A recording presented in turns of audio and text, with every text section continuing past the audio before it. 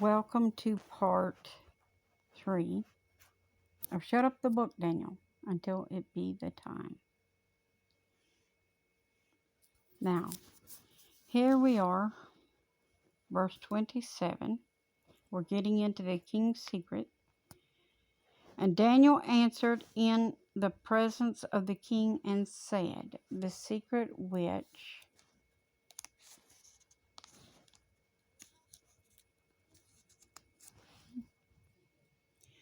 the king has demanded cannot the wise men, the astrologers, which are conjurers, and the magicians, the soothsayers, show to the king. That means, can they not declare it to the king? But the king has demanded, cannot the wise men. He's saying that they can't. It's because they didn't have the same God as Daniel. They worship the gods, not God. But there is a God in heaven that revealeth secrets and maketh known to the king Nebi what shall be in the latter days. Your dream and the visions of your head upon your bed, there are these.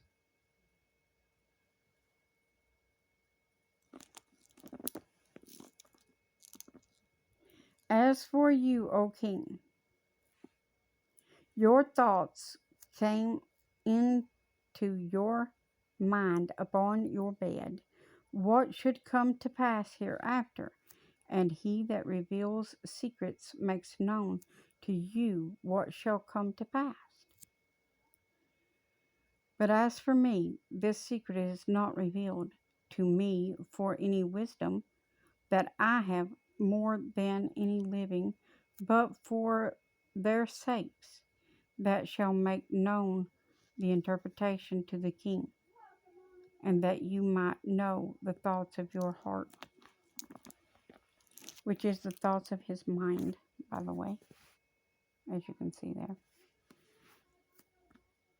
You, O king, saw and behold a great image. This great image, which is an idol statue, brightness was excellent, preeminent, dazzling, stood before you, and the form thereof was terrible, which means terrifying, fear-inspiring. This image's head was of fine gold, which means it was pure. The head was pure. We're going to get into this a little bit here, it looks like. This image's head was of fine gold. Its breast and its arms of silver. Its belly and its thigh of brass. Its legs of iron. Its feet part of iron and part of clay. Let's go deep on this, because that's what the Lord's saying. Dive in there. Dive in. Dive, dive, dive. Okay, here we go. And that was for humor.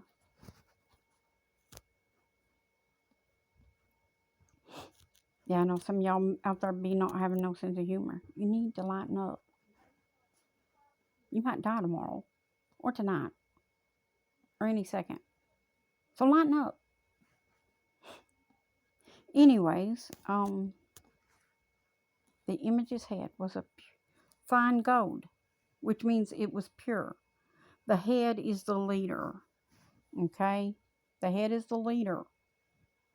Y'all been misunderstanding this for years. You think it's country, country, country.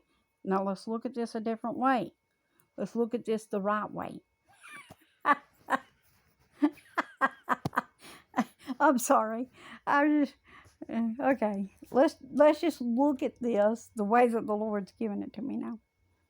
I'm just being goofy, so calm down. The image's head, which is the leader, which we know from reading the entire Bible, if you read it and interpret it and understand it, you know that the head is the lead. It's a fine gold, which means it's pure. The head is pure. The breast and the arms are silver, which are not quite as pure as the head, right? Yeah, not quite as pure as the head, but still part of that same thing, right? Still part of the same body. They weren't separated from each other, they were together. He saw them together.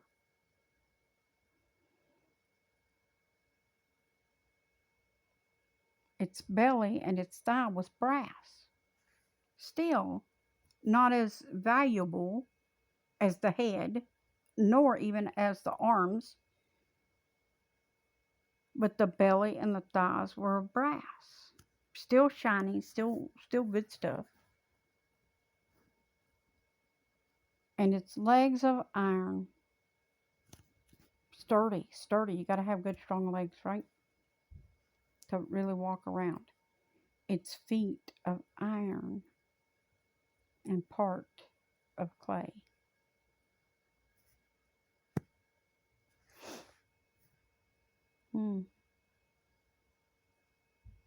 Part of it will be strong and will be able to stand. The feet, you have to have a good solid foundation, right? But part of the feet were not solid, they were clay.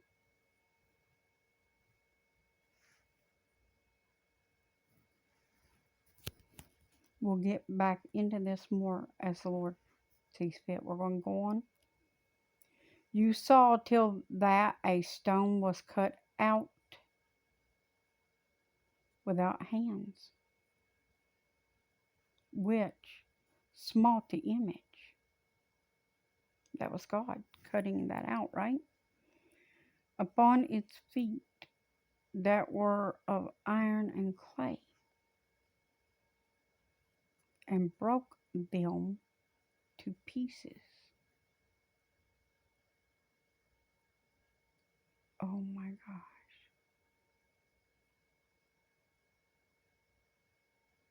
It's the Beast Empire. God is going to smite them. They're not going to be able to stand. Oh yeah! Then was the iron, the clay. Then was the iron, the clay, the brass, the silver, and the gold broken to pieces together, and became like chaffs of the summer threshing floor. They became like chaffs upon the summer threshing floor. That's talking about the chaffs of wheat, how they thrash it out, to get the wheat out and stuff, to separate it. That's what's about to happen here. That's what God is doing now. He's separating the chaff from the wheat. He's going to break this kingdom, Babylon, for good. And this is what's about to take place, y'all. For those of you who think you already interpreted this book, you better take another look. And the wind carried them away, that no place was found for them. And the stone that smote the image became a great mountain and filled the whole earth. Now, didn't just fill that area. That stone filled the whole earth. Could that be Jesus? The stone that the builder rejected? Since he fills the whole earth, I would say so. It destroyed the idol. We're not supposed to have them anyway. This is the dream, and we will tell the interpretation thereof before the king. You, O king, are the king of kings, for the God of heaven has given you a kingdom, power and strength, and glory. And whatever the children of men do, and wherever the children of men dwell, the beasts of the field and the fowls of the heaven has he given on into your hand, and has made you ruler over them. You are the head of gold. Exactly. The king of Babylon was the head over all this. This is what I was talking about over there.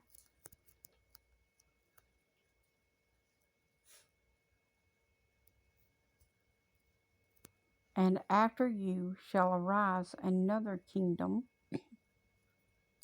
inferior. See, that's the ones, the silver. Inferior to you, and another third kingdom of brass, which shall be ruler over all the earth.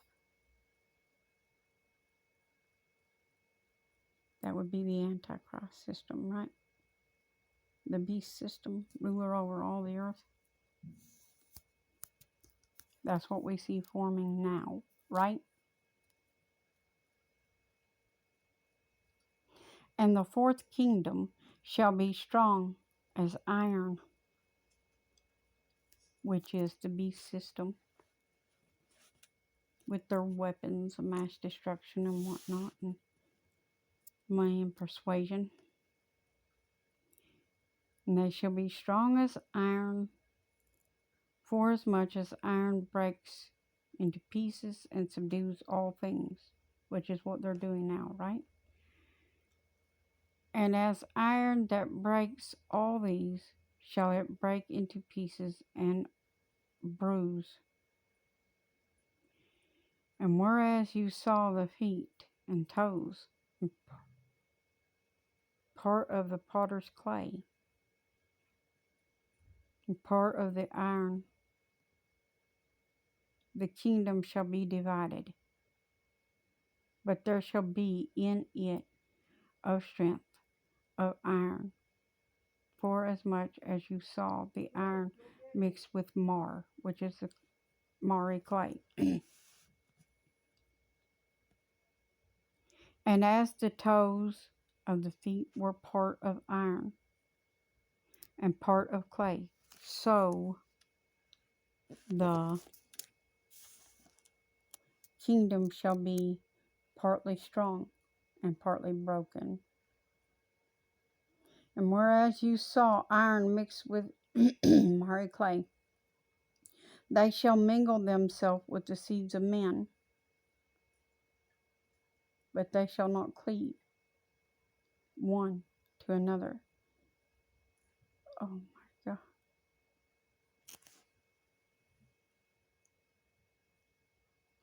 Even as iron is not mixed with clay.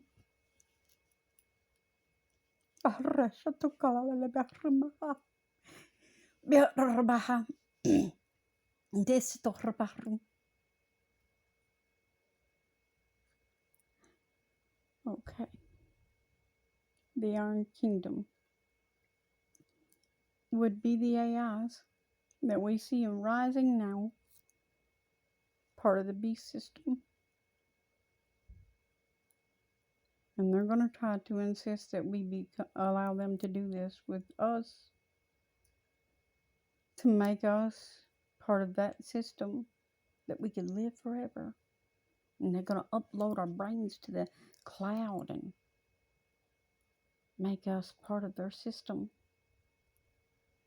where we could be as one with them. But this is not so, because the iron and clay does not mix. We were not meant to be cyborgs. God will not permit this. This is not how God designed us. God heals these earthen vessels. They are his clay. And he did not intend for his clay to be mixed with the iron. He is the potter. You will see. He is the rock. And he will destroy this kingdom.